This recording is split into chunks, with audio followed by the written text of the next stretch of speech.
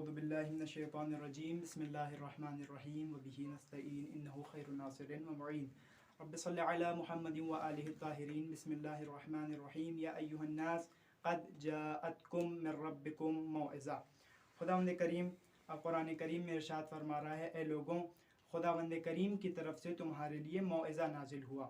जैसा कि माह मुबारक रमज़ान है और आप तमाम हज़रात ये चीज़ जानते हैं कि माह मुबारक रमज़ान को कुरान का महीना भी कहा जाता है और कुरान का बेहतरीन महीना अगर कहें तो कुरान करीम का वो माह रमज़ान है। और माह रमज़ान में मुतअद्दिद अहादीस वारिद हुई हैं कि जिसके ज़रिए से हमको पता चलता है कुरान की तिलावत हम और आपको माह मुबारक रमज़ान में करना लाज़िम और ज़रूरी है और बहुत ही सवाब का हामिल है।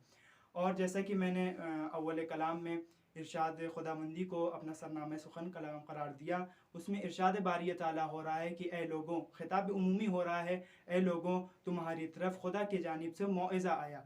खुदावंद करीम ने कुरान करीम को मौइज़ा करार दिया। मौइज़ा करार क्यों दिया? हम और आप देखें कुरान करीम को इस हद तक जानते हैं कि हम और आपने उससे तमाम कुछ सूरह हम और आपने रट ली और कुछ सूरह हम और आपने याद कर ली और उसको नमाज में हमने पढ़ लिया। यहीं तक हम और आपकी वाबस्तगी कुरान से हुआ करती है। आया सिर्फ़ और सिर्फ खुदावंद करीम ने हम और आपके नमाज में सूरों को वारिद करने के लिए कुरान करीम को नाजिल किया। मसलन ऐसा असलम हरगिज़ नहीं हो सकता है। क्यों?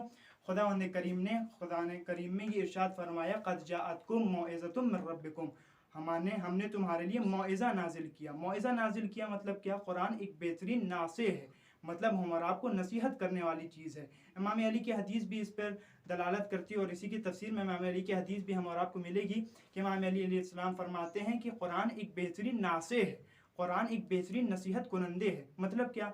मतलब कुरान से अगर हम और आप नसीहत लेंगे तो हम और आपकी ज़िंदगी बेहतरीन ज़िंदगी होगी और एक कमाल और एक उरूज पर फायज होगी। दूसरी चीज़ जो इसी आयत के ज़िमरे में हम और आप पढ़ेंगे वो है कि कुरान को खुदावंद करीम ने शिफा से ताबीर दिया है। शिफा से ताबीर दिया है मतलब क्या? मतलब खुदावंद करीम ने कहा कि जो भी तुम्हारे दिलों में है उसके लिए कुरान बेहतरीन शिफा है। मतलब हम और आपको शिफा के लिए दर बदर भटकने की ज़रूरत नहीं है। कुरान एक बेहतरीन शिफा है हमारे लिए, हमारे बातिनी अमराज के लिए भी और हमारे ज़ाहिरी अमराज के लिए भी। इसी को आगे बढ़ाते हुए खुदावंद करीम ने कुरान करीम को हिदायत कहा है। हिदायत कहा है मतलब क्या? मतलब खुदावंद करीम ने कहा अगर तुम हिदायत चाहते हो तुम कुरान से मुतमस्सिक रहो, अगर तुम्हें हिदायत चाहिए तो तुम कुरान की तरफ आकर हिदायत ले सकते हो। मतलब क्या?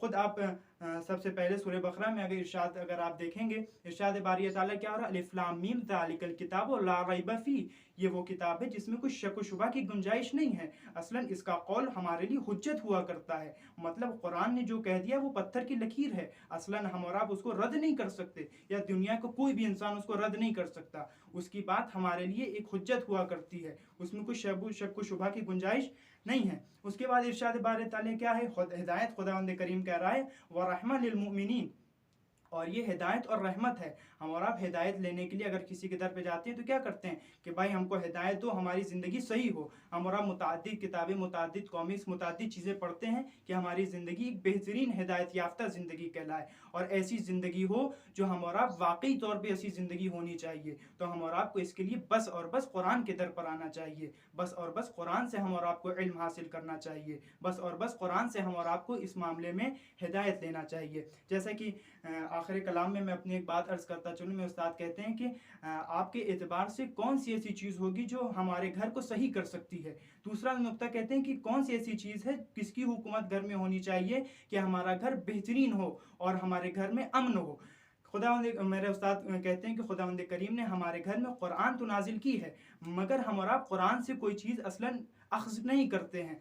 हम और आप वहाँ पे वसत दर्स में लोगों से उन्होंने पूछा कि घर में किसकी ज़्यादा से ज़्यादा हुकूमत होनी चाहिए, तो लोगों ने कहा मर्द की होनी चाहिए, खुद किसी ने कहा औरत की होनी चाहिए, मगर आखिर में आके उस्ताद ने इसका जवाब कहा कि कुरान की हुकूमत घर में होनी चाहिए। कहा कि जिस दिन कुरान की हुकूमत घर में होगी वो घर बेहतरीन होगा और वो मुआशरा भी बेहतरीन होगा।